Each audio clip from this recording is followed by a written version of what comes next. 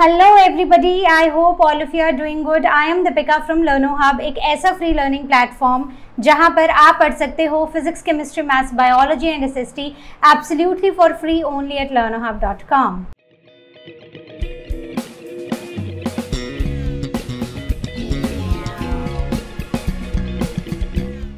तो आज हम स्टार्ट करने जा रहे हैं आईसीएसई क्लास 8 का नेक्स्ट चैप्टर, और ये चैप्टर है the expansion of British power in India. तो हमने देखा कैसे ब्रिटिशर्स की एंट्री हुई थी और अब हम वो कैसे एक्सपैंड किए उसके बारे में पढ़ेंगे। साल था 1600। एक छोटी सी ट्रेडिंग कंपनी इंडिया के दरवाजे पर दस्तक देती है और कहती है हम तो सिर्फ यहाँ पर व्यापार करने आए हैं। कंपनी का नाम था इंग्लिश ईस्ट इंडिया कंपनी। किसने सोचा था कि ये एक ट्रेडिंग कंपनी एक दिन इंडिया की तकदीर लिखेगी। जी हाँ बच्चों, पहले वो सामान बेचते थे, धीरे धीरे वो ज़मीनें खरीदने लगे और फिर एक ऐसा टाइम आया जब वो धीरे धीरे हमारे देश पर कब्जा करने लग गए। 1773 तक कंपनी एक स्ट्रॉन्ग कंटेंडर बन चुकी थी, लेकिन ब्रिटिशर्स को एक बात समझ आ गई थी कि जंग लड़ने से राज नहीं मिलेगा। बस जंग महंगी थी, रिसोर्सेज लिमिटेड थे, और तब उन्होंने निकाला अपना प्लान, एक स्मार्ट गेम प्लान जिसे बुलाया गया द ब्रिटिश स्ट्रैटेजिक पॉलिसीज। एक तरफ लॉर्ड वेल्जली आया सब्सिडरी अलायंस के साथ, कहने को प्रोटेक्शन, लेकिन असल में ये थी रूलर्स को गुलाम बनाने वाली पॉलिसी। और दूसरी तरफ Lord Dalhousie with doctrine of lapse, जिसका कहना था कि अगर रूलर के बेटा नहीं है तो रूल भी नहीं है।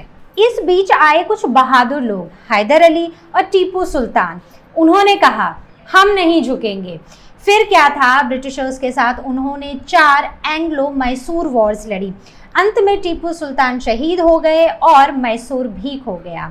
फिर आई मराठाओं की लड़ाई, Anglo Maratha Wars. 3 Wars, 43 years, लेकिन अंत में मराठास भी हार गए। पर कहानी यहाँ पर ख़त्म नहीं होती है। पंजाब में रंजीत सिंह जी ने सिख किंगडम को बहुत स्ट्रॉन्ग बनाया, लेकिन उसके बाद भी ब्रिटिशर्स ने 2 एंग्लो सिख वॉर्स लड़ी।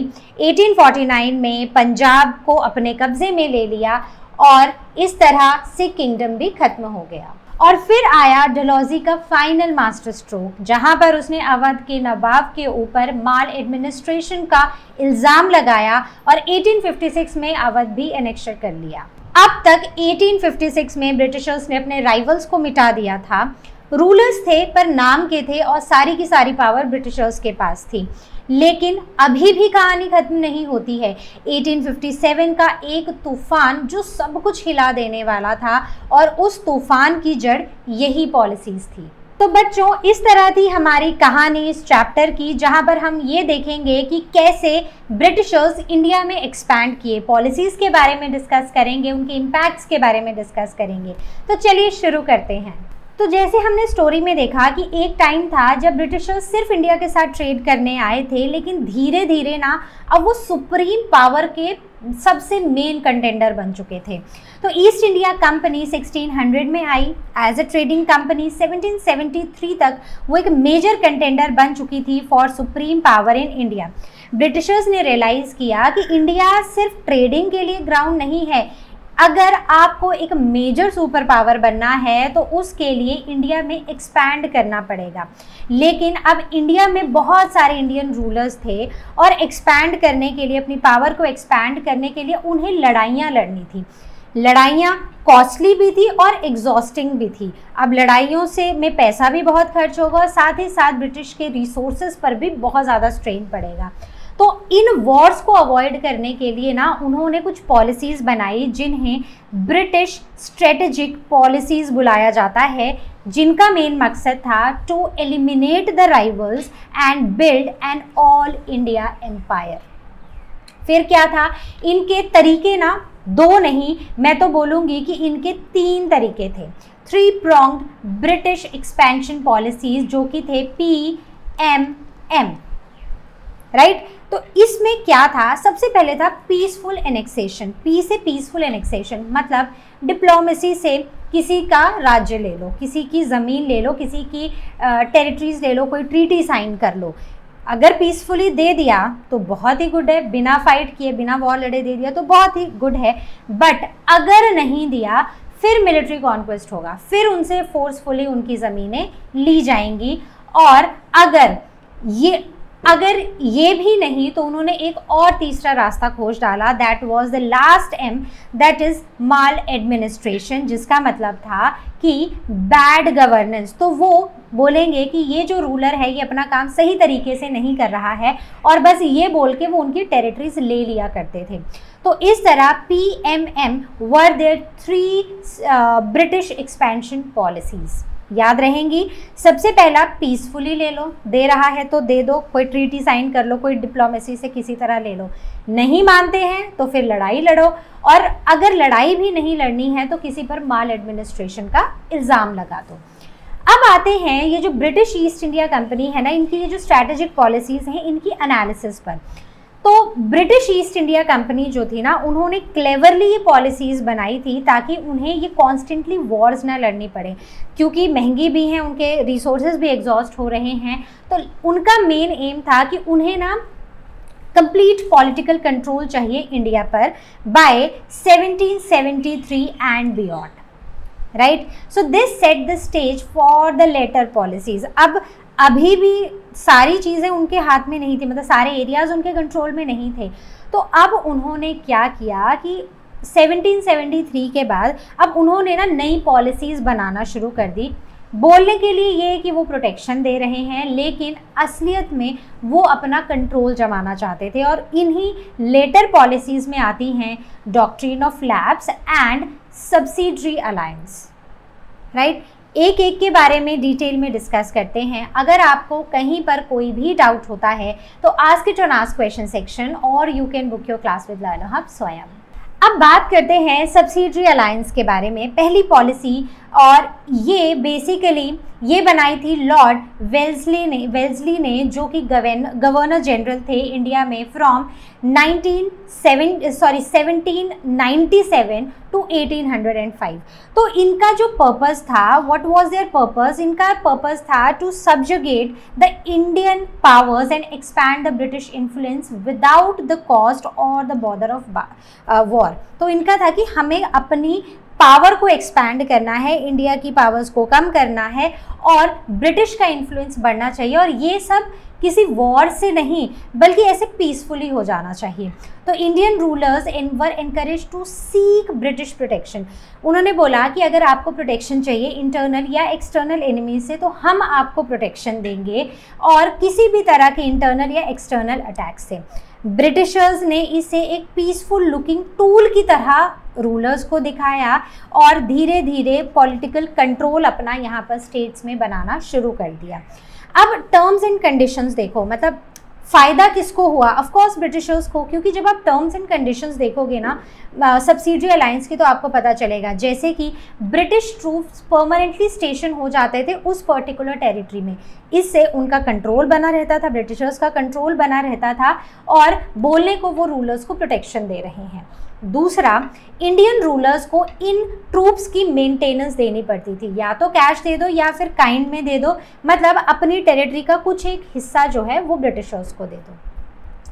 तीसरा, ब्रिटिश रेजिडेंट्स जो थे, जो ऑफिशियल्स थे, मतलब कुछ ऐसे ऑफिशियल वो इन रूलर्स के कोर्ट में बैठते थे, उन्हें रेजिडेंट्स बुलाया जाता था, और ये ब्रिटिश रेजिडेंट्स कंट्रोल मतलब एक तरह से ना नज़र रखते थे कि कोर्ट में क्या हो रहा है।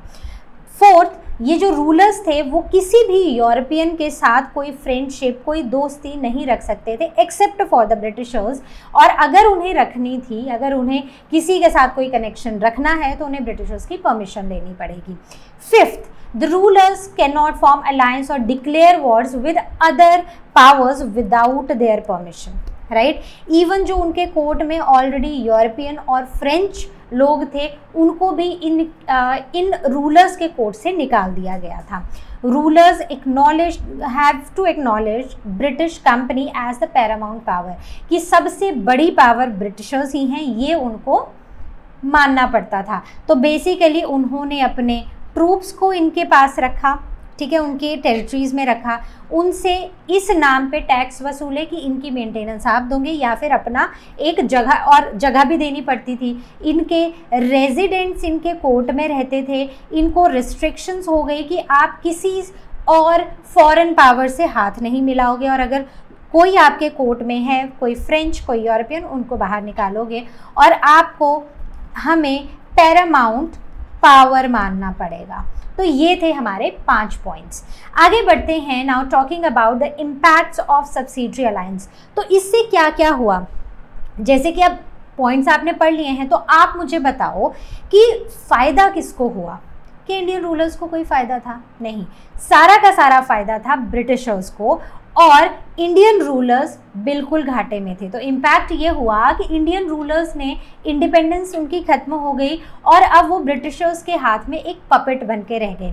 रूल तो कर रहे थे लेकिन पावर उनके पास नहीं थी, जो ब्रिटिशर्स चाहते थे वही होता था।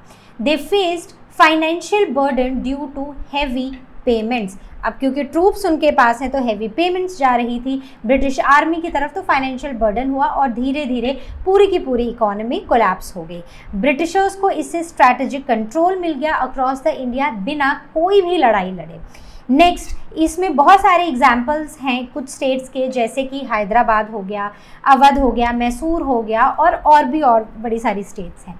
अब इफ़ेक्ट्स क्या हुए सब्सिडरी अलायंस के, कि subsidiary alliance proved highly advantages to the Britishers, और इंडियन रूलर्स के लिए तो ये पूरी तरह एक डिज़ास्टर था। ब्रिटिशर्स मेंटेन्ड लार्ज आर्मीज, और पे कौन कर रहा था? इंडियन रूलर्स पे कर रहे थे। तो इससे ब्रिटिशर्स की स्ट्रेंथ बढ़ी, बिना कुछ पैसा दिए, बिना किसी कॉस्ट के उनकी स्ट्रेंथ बढ़ रही थी। Then they acquired valuable territories as subsidiary payments. तो उन्हें सब्सिडरी पेमेंट, देखो या तो पैसा दो या तो अपने टेरिटरी का हिस्सा दो, तो ऐसे उनको ना बड़ी वैल्यूएबल टेरिटरीज मिल गई, जिससे वो एक्सपैंड करते गए अपने एम्पायर को और अपने रिसोर्सेज को। नेक्स्ट, द इफ़ेक्ट्स में ही the influence of the European rivals specially the French, वो कोर्ट से एलिमिनेट हो गए। ब्रिटिशर्स के हाथ में फॉरेन पॉलिसीज़ का कंट्रोल आ गया इन सब्सिडरी स्टेट्स में, and rulers lost the diplomatic independence. तो इस तरह इन पॉलिसीज़ ने ब्रिटिशर्स को एक्सपैंड करने में हेल्प की। Indian rulers money, territory, independence सब कुछ हार गए, और ब्रिटिशर्स की मिलिट्री डोमिनेंस भी बढ़ी, और इवन जो उनका पॉलिटिकल कंट्रोल था वो भी बढ़ा। अब इसके ही डिसएडवांटेजेस देखो, ये ना सारे के सारे पॉइंट्स हैं। अगर आपसे ये पूछ लिया जाए what were the effects of subsidiary alliance, तो आप उसमें positive for Britishers and negative for Indians दोनों लिखोगे। अगर आपसे ये पूछ लिया जाए कि what were the disadvantages of subsidiary alliance to the Indian rulers, तो उसके लिए भी अलग से पॉइंट्स हैं। तो हर एक सेक्शन के लिए आपके पास अलग अलग से पॉइंट्स हैं जो आपको अपने नोट्स में लिखने हैं। Now, the subsidiary alliance has disastrous effects on Indian rulers and states. दूसरा, rulers lost their independence and became the puppets in the hand of Britishers. Then huge subsidies they paid caused the heavy drains on the resources, और इससे poverty हुई और states जो थी वो खत्म हो गई धीरे धीरे। Administrative collapse हुआ due to the financial strains and interference of the Britishers. Correct? So often British often used this collapse as an excuse to annexure the territories or citing the misgovernment. Right, तो या तो collapse हो जाता था तो वो सब कुछ उनके ब्रिटिशर्स के कंट्रोल में आ जाता था, या फिर वो ये बोल देते थे कि यहाँ पर मिस गवर्नमेंट चल रही थी इसलिए कोलैप्स हो गया। दे वर प्रोटेक्टेड बाय द ब्रिटिशर, और इंडियन टेरिटरीज जो थी वो लेजी और केयरलेस हो गई, क्योंकि अब क्या हुआ, ब्रिटिशर्स प्रोटेक्ट कर रहे थे टेरिटरीज़ को, तो जो इंडियंस थे वो खुद ही लेजी हो गए और केयरलेस हो गए। उनका वेलफेयर में इंटरेस्ट पूरी तरह खत्म हो गया, मतलब जो रूलर्स हैं उनका लोगों के वेलफेयर में इंटरेस्ट पूरी तरह खत्म हो गया।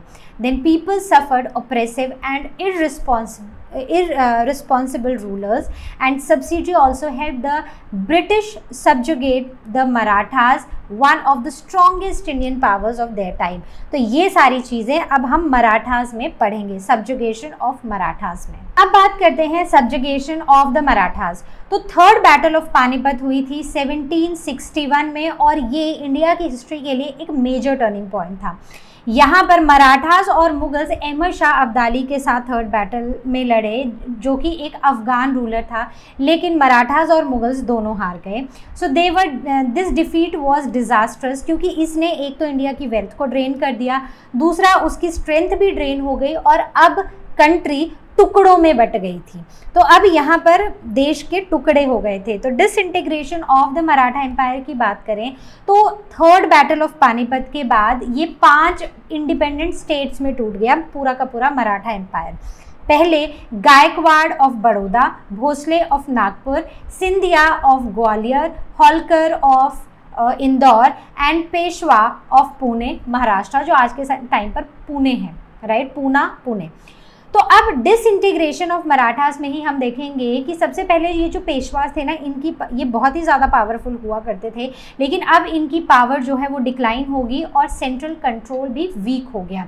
तो दे ईच चीफ एक्टेड इंडिपेंडेंटली, मतलब जो भी चीफ थे वो अब इंडिपेंडेंट हो गए और इसने मराठास की जो पूरी पावर थी ना, उसको मराठास को ही वल्नरेबल बना दिया।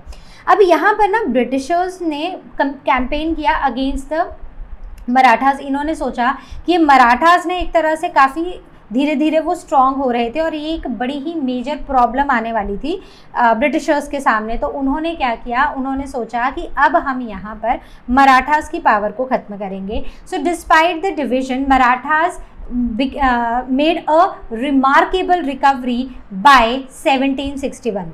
ऑल्दो टूट गए थे वो हिस्सों में, लेकिन फिर भी ये रिकवर हो गए, इन्होंने अपनी पावर को रिकवर कर लिया by 1761। Now they remained powerful rivals controlling the large part of the western and the central India. ठीक है, ब्रिटिशर्स ने अब यहाँ पर भी अपनी पावर को लेने के लिए उन्होंने मराठास के साथ 3 लड़ाइयाँ लड़ी फ्रॉम 1775 टू 1718। तीन वॉर्स 43 ईयर्स तक, राइट। और किनके साथ लड़ी? 5 मराठा पावर्स के साथ। सो 5 मराठा पावर्स थी, 3 ब्रिटिश की वॉर्स थी, ब्रिटिशर्स के साथ वॉर थी और 43 ईयर्स तक ये वॉर लड़ी और इन्हें बुलाया गया एंग्लो मराठा वॉर, जिसमें अंत में मराठास हार गए और सारा कंट्रोल ब्रिटिशर्स के हाथ में चला गया। अब आगे बात करते हैं। Now we will be talking about the first Anglo Maratha war. तो ये जो तीनों वॉर्स हैं ना, इन तीनों वॉर्स के बारे में, फर्स्ट, सेकंड और थर्ड के बारे में पढ़ेंगे। बात करते हैं फर्स्ट एंग्लो मराठा वॉर की, दैट हैपेंड बिटवीन 1775 टू 1782। तो ये जो फर्स्ट एंग्लो मराठा वॉर थी ना, ये हुई थी under the governor generalship of Warren Hastings. तो this was fought between Marathas and the British East India Company. अब हुआ कुछ ऐसा था कि 1773 में पेशवा नारायण राव का मर्डर कर दिया गया। इससे सिविल वॉर्स शुरू हो गए सक्सेशन के लिए कि अब कौन गद्दी पर बैठेगा। तो एक तरफ वो सपोर्टर्स थे जो माधव राव टू को सपोर्ट कर रहे थे, वो एक छोटा सा पेशवा था, एक who was the son of Narayan Rao. तो कुछ उसके सपोर्टर्स थे कि वही गद्दी पर बैठेगा और दूसरी तरफ था दूसरा फ्रैक्शन ऑफ सपोर्टर्स जो रघुनाथ राव को सपोर्ट करते थे, जिसे राघो बाबी बुलाते थे। He was the uncle of diseased Peshwa. ठीक है, तो अब इन दोनों के बीच में ना अब ये लड़ाई शुरू हो गई कि गद्दी पर कौन बैठेगा। तो यहाँ पर रघुनाथ राव क्या करते हैं, वो जाते हैं ब्रिटिशर्स के पास बॉम्बे में और वो बोलते हैं कि हमें चाहिए कि मेरी ना हेल्प करो इनसे लड़ने में। वो कहते हैं ठीक है, लेकिन एक्सचेंज में हमें सेल्सेट और बेसीन 2 टेरिटरीज चाहिए। बेसिकली ये जो दोनों ही एरियाज़ हैं ना, ये हैं बॉम्बे में और ये काफ़ी इम्पॉर्टेंट नेवल बेसिस हो सकते थे ब्रिटिशर्स के लिए, इसलिए ब्रिटिशर्स ने ये 2 टेरिटरीज रघुनाथ राव से मांग ली। अब ब्रिटिशर्स अग्री कर गए, उन्होंने सोचा कि अब ये लड़ाई हम लड़ते हैं तो हमें लैंड भी मिलेगा और मराठा की पॉलिटिक्स में एंटर भी हम हो जाएंगे। लेकिन अब क्या हुआ कि जब ये वॉर शुरू हुई तो यहाँ पे नाना फर्नांडिस ने, who was the guardian of this infant Peshwa, उसने सारे के सारे जितने भी मराठा चीफ थे ना, उन सबको एक साथ यूनाइट करके ब्रिटिशर्स के अगेंस्ट लड़ने के लिए खड़ा कर दिया। अब नाना की लीडरशिप के अंडर ब्रिटिश आर्मी बॉम्बे में हार गई बुरी तरह। वॉन हेस्टिंग्स ने तो इवन बंगाल से भी अपनी आर्मी को बुलाया ताकि वो अपनी प्रेस्टीज को वापस ले सके, लेकिन वॉर कुछ 7 साल तक चली और अंत में फाइनली वही हुआ कि किसी भी तरह से कोई भी डिसाइसिव विक्ट्री किसी भी तरफ से नहीं हो पाई। तो ब्रिटिशर्स को भी प्रॉब्लम हुई, क्योंकि एक तरफ तो वो बॉम्बे में जंग लड़ रहे थे मराठास के साथ, दूसरी तरफ वो मैसूर में जंग लड़ रहे थे। तो दोनों फ्रंट में साइमल्टेनियसली वॉर लड़ना ना इनके लिए भी काफ़ी मुश्किल हो रहा था। सो रिजल्ट क्या हुआ वॉर का? So war ended with the treaty of Salbai that happened in 1782। तो ये याद रखना है कौन सी ट्रीटी कब हुई थी। So treaty of Salbai happened in during at the end of as a result of the first Anglo-Maratha war, जहाँ पर किसी की भी एक क्लियर विक्ट्री नहीं थी। सो यहाँ पर ब्रिटिशर्स ने ना माधवराव टू को एज पेशवा एक्सेप्ट कर लिया और उन्होंने सेल्सिट को रिटेन करके रखा। ब्रिटिशर्स को सेल्सिट रिटेन करने के लिए बोल दिया गया। वहीं पर रघुनाथ राव को की पेंशन जो थी वो खत्म कर दी गई और उसको हटा दिया गया। सो treaty brought 20 years of peace। जब ये ट्रीटी साइन हुई उसके 20 साल तक ना सब कुछ शांति से चलता रहा, सब ठीक चलता रहा बिटवीन ब्रिटिशर्स एंड मराठास। लेकिन इस बीच में इन 20 सालों में ब्रिटिशर्स ने अपनी पोजीशन को स्ट्रॉन्ग कर लिया बंगाल में और उन्होंने मैसूर को भी ले लिया। तो उनको एक बात समझ आ गई थी कि लगातार अगर हर जगह वॉर्स लड़ते रहेंगे ना तो कभी भी वो पावर में नहीं आएंगे, और साथ ही साथ ना इतनी वॉर्स लड़ने से उनके अपने रिसोर्सेज भी कम हो जाएंगे। तो इसीलिए treaty of Salbai established British influence in the Indian politics. अब ये मराठास की पॉलिटिक्स में भी घुस चुके थे। And although the British gain the little territory, लेकिन उनकी यहाँ पर डिप्लोमेटिक डोमिनेंस आ चुकी थी। So this was an important landmark showing British skill using diplomacy and patience to achieve the political control। अब हम बात करते हैं the second Anglo Maratha war की, दैट हैपेंड फ्रॉम 1803 to 1805। तो मैंने बोला था ना कि 20 साल तक 1782 में वो ट्रीटी ऑफ सेल्बाई साइन हुई थी, उसके 20 साल तक ना अभी मराठा एम्पायर में शांति रही थी। अब 1803 में दूसरी एंग्लो वॉर स्टार्ट हुई। अब हुआ क्या था कि यहाँ पर ना ये जो सेकेंड वॉर थी it was again fought under the governor general leadership of Lord Wellesley. So this was caused mainly by the internal rivalries among the Maratha chiefs and the British interference। तो Peshwa Madhavrao two he died in 1796 और उसके बाद आए Peshwa Bajirao two जो weak थे और indecisive ruler हुआ करते थे। अब the causes of war was also the death of Nana Farnavis. तो बेसिकली ये वो हैं, नाना वो थे जिन्होंने सारे के सारे चीफ्स को एक साथ लाया था और फर्स्ट एंग्लो मराठा वॉर में ब्रिटिशर्स के खिलाफ लड़वाया था। अब इनके जाने के बाद जितने भी चीफ थे ना अब उनमें फिर से वही जेलेसी और वही डिसयूनिटी शुरू हो गई और इस आपस में वो लड़ने लग गए। ब्रिटिशर्स ने सोचा कि ये सही मौका है अपनी एग्रेसिव इम्पीरियलिज्म वाली पॉलिसीज़ को यहाँ पर अप्लाई करने का। Then they lost unity. तो बेसिकली जितने भी मराठा चीफ थे उनके बीच में they lack the unity, power struggle शुरू हो गई और इससे मराठा लीडर्स जो हैं वो वीक हो गए।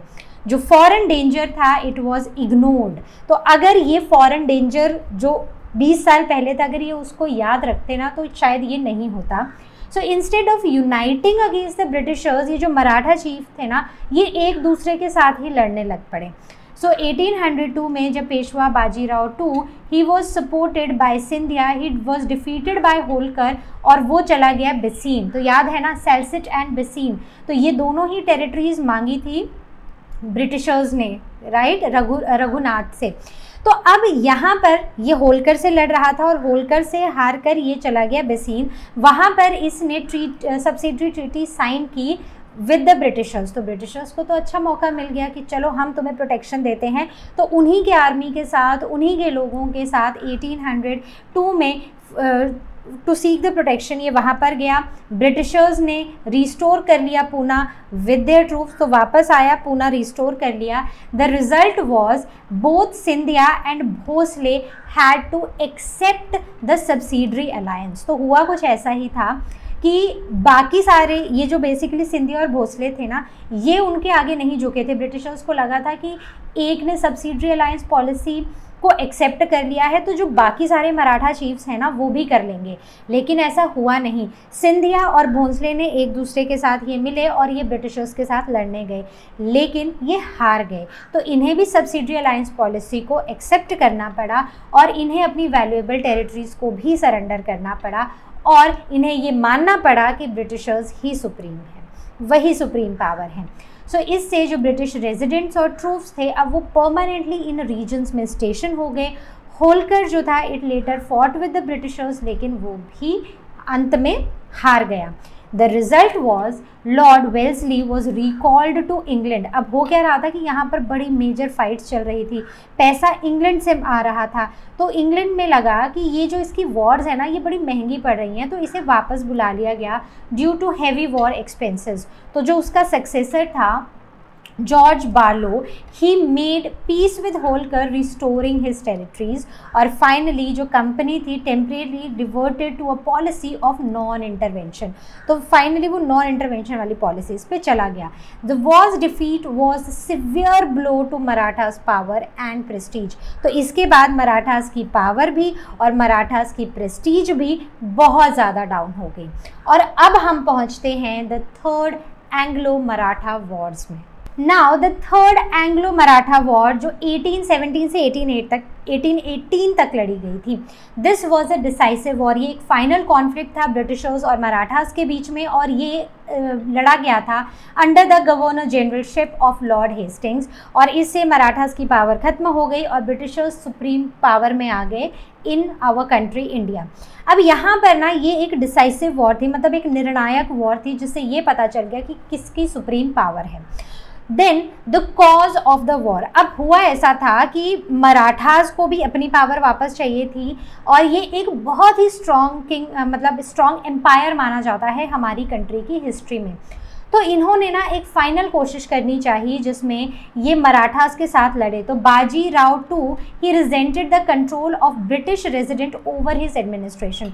तो यहाँ पर क्या था कि एक ब्रिटिश रेजिडेंट हमेशा कोर्ट में रहता था, वो अपनी मर्जी चलाता था, वो उसकी मर्जी से he was force to sign another humiliating treaty, या फिर बहुत सारी जो टेरिटरीज थी वो धीरे धीरे करके सरेंडर होती जा रही थी और इनका एम्पायर, इनका जो एरिया था ना वो कम होता जा रहा था।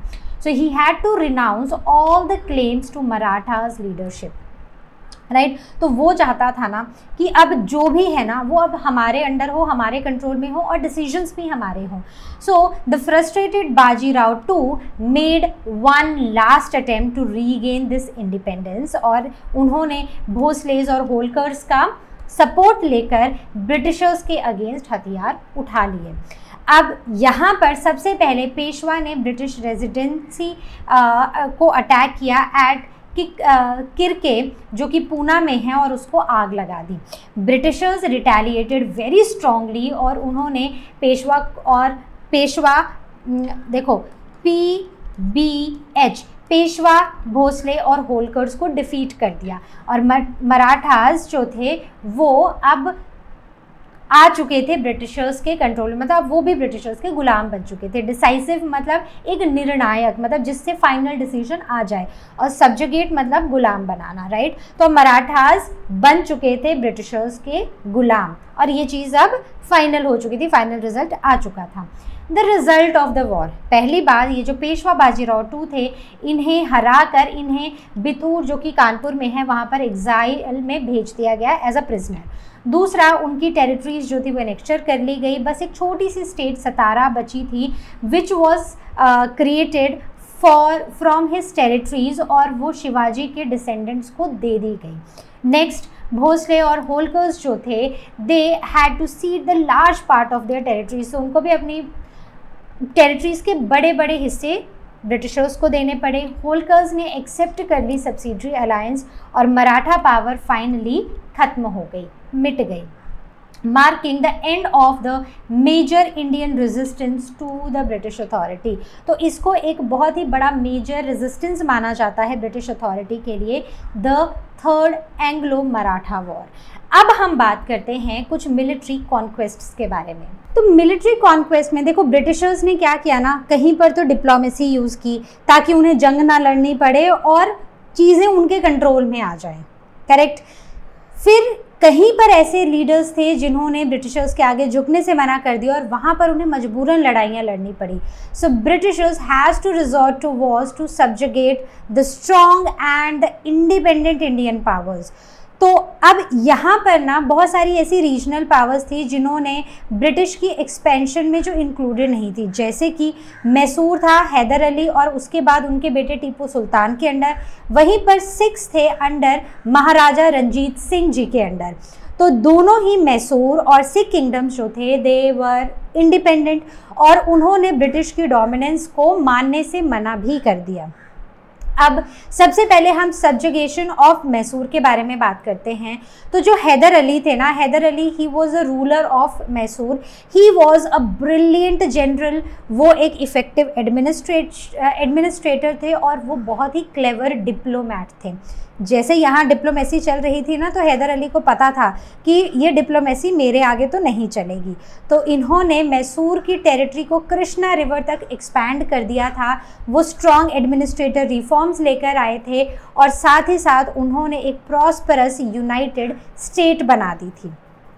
अब यहाँ पर क्या हुआ, उनके जाने के बाद उनका बेटा आया टीपू सुल्तान, जो अगेन बहुत ही ब्रेव था और एक गिफ्टेड सोल्जर था और उसने उसके फादर की पॉलिसीज़ को कंटिन्यू करके रखा। So British saw Mysore as the major obstacle कि जिससे वो इंडिया में ना एक सुप्रीम पावर नहीं बन पा रहे थे। तो उन्होंने 4 एंग्लो मैसूर वॉर्स लड़ी अगेंस्ट मैसूर 1767 से 1799 तक और फाइनली उन्होंने मैसूर की पावर को क्रश कर दिया। ये जो वॉर्स थे ना, इनके एंड में टीपू सुल्तान के मरने से इन वॉर्स बेसिकली एंड हुए in 1799 and this marked the downfall of the Mysore's independence. तो यहाँ पर कितनी वॉर्स थी? 4 वॉर्स थी, 32 ईयर्स थे और 2 मेन रूलर्स थे, हैदर अली और टीपू सुल्तान। क्लियर हुआ? अब बात करते हैं annexation of the Sikh kingdom. अब सिख किंगडम जो था ना, वो भी एक बहुत ही स्ट्रॉन्ग कंट्रोल के अंडर था, अंडर महाराजा रंजीत सिंह जी ही। इट वाज स्ट्रॉन्ग, इंडिपेंडेंट और ये वेल एडमिनिस्टर्ड था। इन्होंने ना अपनी आर्मी को, अपनी मिलिट्री को बहुत स्ट्रॉन्ग बनाया था। तो जब महाराजा रंजीत सिंह जी की डेथ हो गई 1839 में, तो यहाँ पर भी ना इंटरनल कॉन्फ्लिक्ट्स और पावर की स्ट्रगल शुरू हो गई, जिसने एम्पायर को वीक कर दिया। ब्रिटिशर्स ने इसी चीज़ का, इसी केओस का एडवांटेज लिया और इन्होंने they fought the 2 Anglo Sikh wars from 1845 to 1849। Sikhs जो थे उन्होंने ब्रेवली फाइट किया और इवेंचुअली वो भी हार गए।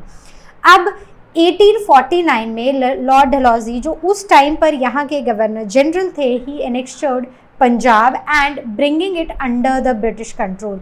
और इस एनेक्सेशन के बाद उन्होंने डिक्लेयर किया कि now British conquest of India is almost complete.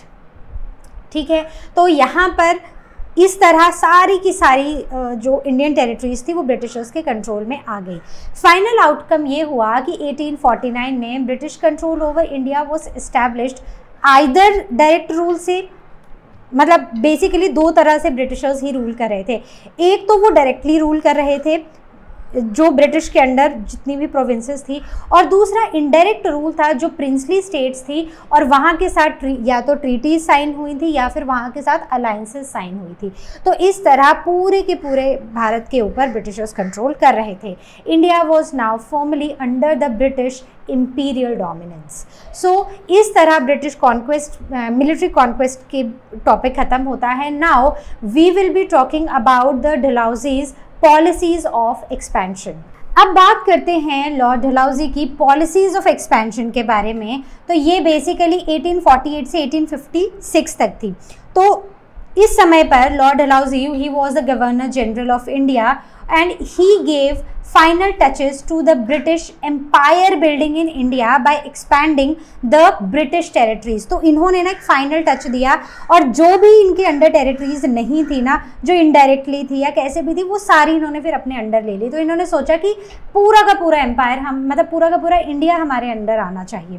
The main methods that he used were first the war, ठीक है, जैसे इन्होंने पंजाब की एनेक्सेशन की तो उन्होंने एंग्लो सिख वॉर्स लड़ी 1849 में।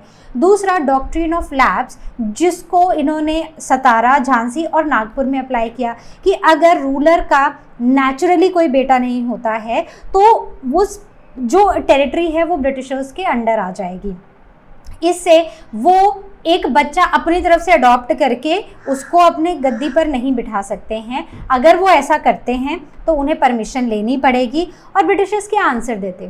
No, right. तो ये भी पॉलिसी इंडियन रूलर्स के लिए तो नहीं थी, ये उन्हीं के फायदे के लिए थी।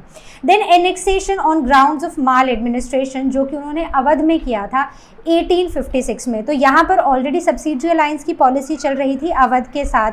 तो उन्होंने सोचा कि क्यों ना इसको भी पूरी तरह अपने कंट्रोल में ले लिया जाए। तो धीरे धीरे, क्योंकि अवध को बचा कौन रहा था? इंटरनल और एक्सटर्नल थ्रेट से ब्रिटिशर्स बचा रहे थे। अब धीरे धीरे क्या हुआ कि जो नवाब था वो थोड़ा रिलैक्स्ड हो गया। तो ऐसा करके उन्होंने माल एडमिनिस्ट्रेशन का इल्ज़ाम लगाया और इस तरह वो टेरिटरी भी अपने कब्जे में ले ली। Now talking about the doctrine of lapse, तो ये लॉर्ड डलहौजी ने बनाई थी। एक पीसफुल मेथड था एनेक्सेशन का of Indian states and he applied to subordinate और द सब्सिडरी स्टेट्स जिनके रूलर्स मर जाते थे विदाउट एनी मेल चाइल्ड, ठीक है, उनका मेल वारिस नहीं है। So the states would lapse और taken over by the Britishers. तो इंडियन रूलर्स बच्चा अडॉप्ट नहीं कर सकते थे, अगर वो करना चाहते थे तो उन्हें कंपनी की परमिशन चाहिए थी and violating the traditional Hindu and Islamic practices, right. अब द एप्लीकेशन ऑफ डॉक्ट्रिन, तो ये सतारा, झांसी और नागपुर में ये अप्लाई किया गया था and the families of the former rulers they were pensioned off, ठीक है, उनको पेंशन दे दी गई और चले गए and their territories they were also annexed. Now coming on to the annexation की वजह से लोगों में एंगर और रिजेंटमेंट बहुत ज़्यादा आ गया among the rulers and doctrine became the major cause of revolt of 1857। तो ये भी हम एक पूरा चैप्टर पढ़ेंगे, द रिवोल्ट ऑफ 1857।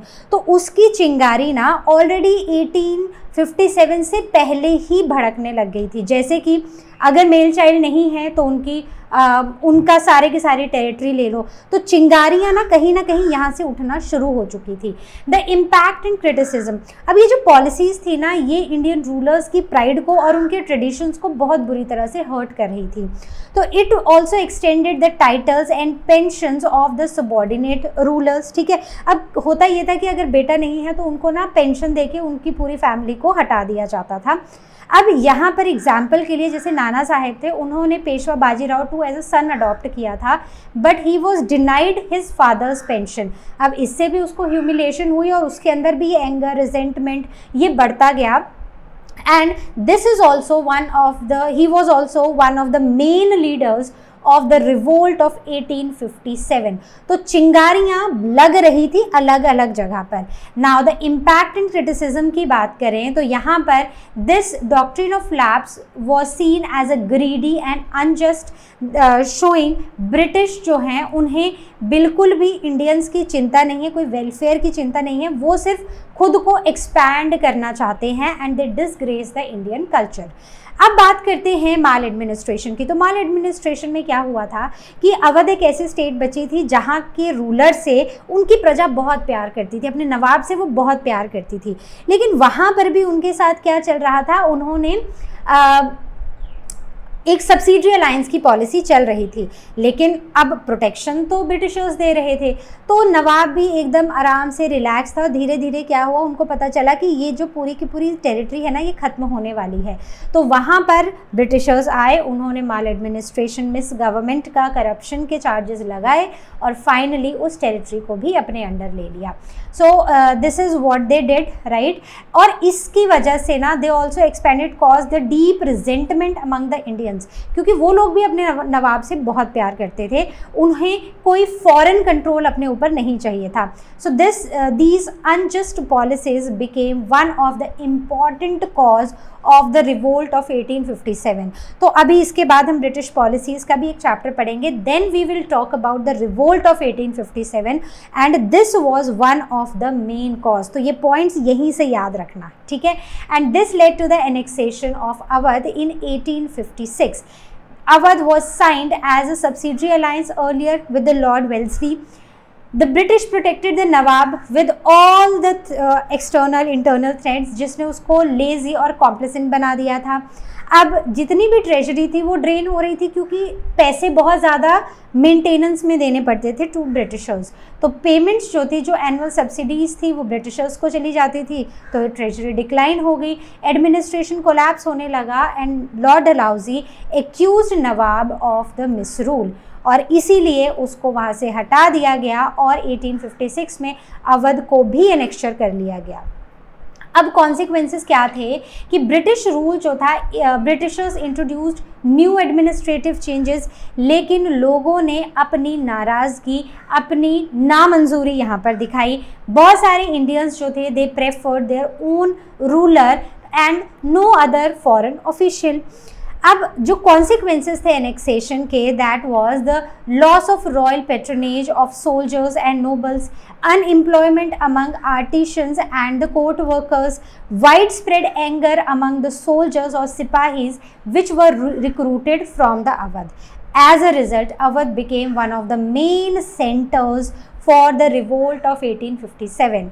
जैसे हमने पढ़ा कि Baji Rao two, he was one of the main leaders of the revolt of 1852, वैसे ही एक मेन सेंटर 1857 के रिवोल्ट का बना अवध। अब इंडिया इन 1857, तो था क्या कि 1857 में ना ईस्ट इंडिया कंपनी, जो मेयरली एज अ ट्रेडर्स आए थे, अब उन्होंने अपना एक पूरा कंट्रोल ले लिया था हमारी कंट्री के ऊपर। Even the regions that were nominally ruled by the Indian princes were effectively controlled by the Britishers. तो अगर कोई ऐसी जगह भी थी जहाँ प्रिंसेस थे थोड़े बहुत, जो अपना एरिया या अपनी टेरिटरीज को देख रहे थे, बट इफ़ेक्टिवली उनके पास पावर नहीं थी, उनको भी कंट्रोल सिर्फ ब्रिटिशर्स ही कर रहे थे। So Britishers had eliminated all the rivals and they established themselves as the paramount power in India, supreme power बन चुके थे। Now factors behind the Britishers success, ये बात ना हमारे लिए सीखने वाली है, आज भी, पहले भी थी, आज भी है और आगे भी रहेगी। पहली बात, जितने भी इंडियन रूलर्स थे ना, अगर आप देखो, अगर हम मराठास की बात करते हैं या फिर हम महाराजा रंजीत सिंह के जाने के बाद सिख्स की बात करते हैं, तो सब जगह ना इंडियंस में ना एक लैक ऑफ यूनिटी थी। लेकिन अगर वो यूनिटी होती तो हम ब्रिटिशर्स को बहुत टाइमली अपनी कंट्री से टाटा बाय बाय कर सकते थे। डिसऑर्गेनाइज्ड और इनएफिशिएंट सिस्टम था इंडियन स्टेट्स में। वहीं पर अगर हम यूनिटी की बात करें ब्रिटिशर्स में ना, तो उनमें बहुत ज़्यादा यूनिटी थी, उनका एडमिनिस्ट्रेशन बहुत ज़्यादा स्ट्रॉन्ग और ऑर्गेनाइज्ड था। Third, superior military strength of the Britishers, तो उनके पास मॉडर्न वेपन्स थे, डिसिप्लिन्ड आर्मीज थी, जो कि हमारे रूलर्स के पास नहीं थी। नेक्स्ट, स्ट्रॉन्ग इकोनॉमिक रिसोर्सेज, तो उनको ना इन वॉर्स को प्रॉपरली इंग्लैंड से फंड किया जाता था, तो पैसा बहुत सारा था। नेवल सुप्रीमेसी थी, तो उनका कंट्रोल था सी के ऊपर भी, ट्रूप्स और सप्लाईज ईजिली उन तक पहुंच जाते थे। Then the weakness of the Indian rulers were fully exploited by the Britishers, तो ये जितनी भी वीकनेसेस थी इंडियन रूलर्स की, उनको बहुत ही अच्छे से ब्रिटिशर्स ने एक्सप्लॉयट किया और अपना घर यहाँ पर जमा लिया। So this was all from our today's session. I hope आपको चैप्टर समझ आ गया है। कहीं पर आपको कोई भी डाउट लगता है, ask it on ask question section, और you can book your class with Learno Hub Swayam. I see you next time with the next chapter. Till then you all take care and as you all know Learno Hub मतलब free है पर best है.